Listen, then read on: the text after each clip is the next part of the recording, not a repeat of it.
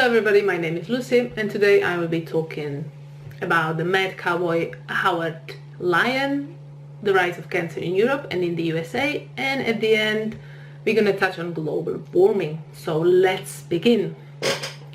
Howard Lyon is a fourth generation family farmer and now vegan from Montana. In 1979 he became paralyzed from the waist down because of a tumor in his spinal cord.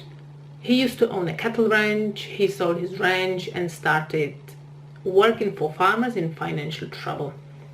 He became the executive director of Jeremy Rifkin's Beyond Beef campaign, then led a number of highly visible campaigns as well non-profit organizations. What is Beyond Beef? Beyond Beef is meat substitute that is the future protein. It's 100% plant-based with the taste and texture of meat.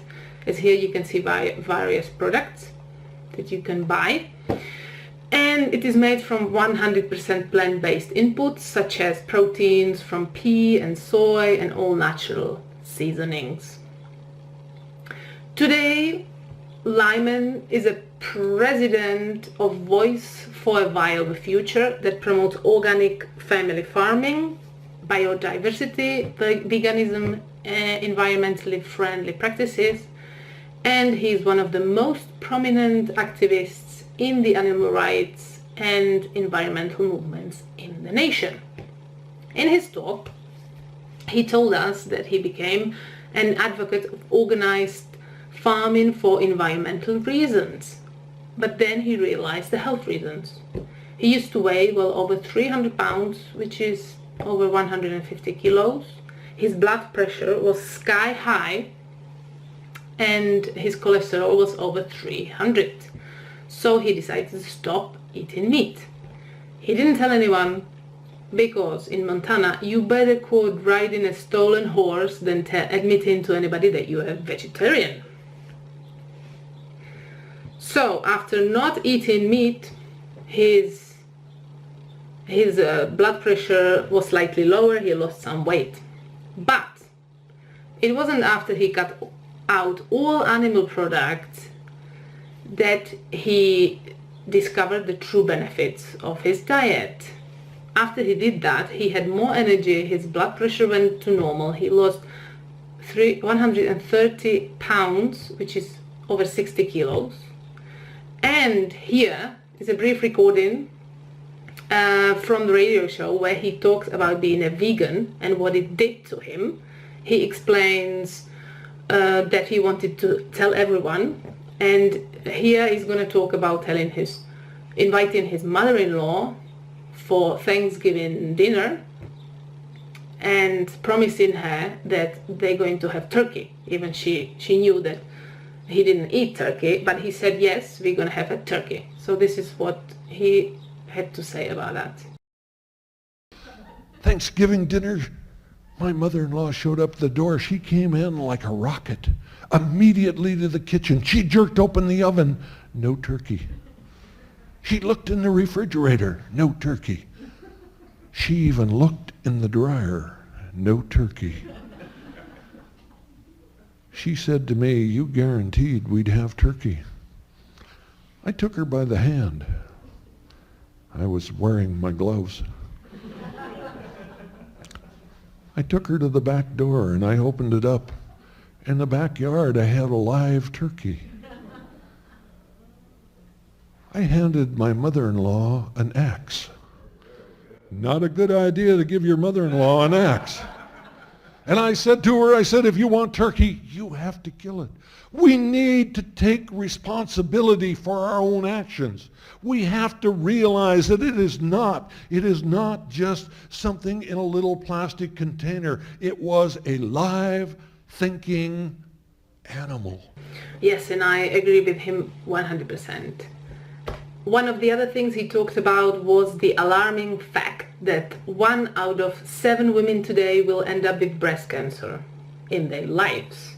It used to be 1 out of 20, then it was 1 out of 12, then 1 out of 8, and now it is 1 out of 7. Cancer was thought to be a disease of the rich. It is now a global epidemic. Here you can see the rate is 1 out of 8 breast cancer in females in America. This is from American Cancer Society.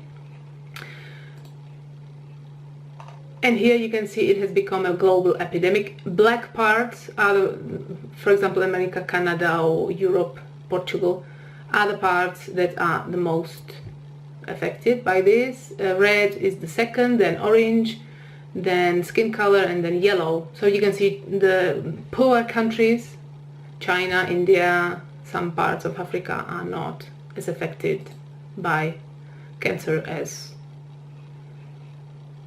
the developed countries. And the rise of the cancer have jumped from 80% in the UK since the 1970s, and in Japan and Singapore and Korea, countries once renowned for their low rates, cases have doubled or tripled in the past 40 years. Okay, there are also, he talks about the chemicals, the chemical compounds in our environment. He says that there are over 100,000 chemical compounds in our environment today that are all man-made, and 1,000 new ones are coming online every year. Theo Colborn, he wrote a book called Our Stolen Future. The book brings attention to scientific discoveries about the fact that common contaminants can interfere with natural signals controlling development of the fetus. He conducted an examination of a water from a lake in the US and found out that the contamination of the water was minuscule. And then he took samples of the fish living in the lake, in the water, and they found that those fish had a contamination level that was 100,000 times more than the water they lived in. The higher we go on the food chain, the greater difficulty that we have. Other study that Theo Colborn did was conducted on pregnant women who ate fish from the Great Lakes once or twice a month, so occasionally, not a lot. The study followed the children that were born to these women that were eating fish out of the Great Lakes, and they found out that every single child that was born to these women had learning difficulties and dyslexia. Okay, another environmental issue he talks about is the global warming and its results, the rise in temperatures of the seas. There is a 4-degree increase of temperature compared to 40 years ago, which is causing melting of the ice in the Arctic cycle. In only 18 years, the Arctic ice will not exist. There have been found 3 new islands in Greenland due to retrieving of the glacier, and Greenland is losing more ice than it's gaining. If it loses all of its ice, the world's oceans will rise by 6 to 7 meters. Factory farms contribute to climate disruption by their impact on deforestation and draining of wetlands, and because of the nitrous oxide emissions from huge amounts of pesticides used to grow the animals' feed. The nitrous oxide pollution is even worse than methane, which is 200 times more damaging per ton than CO2.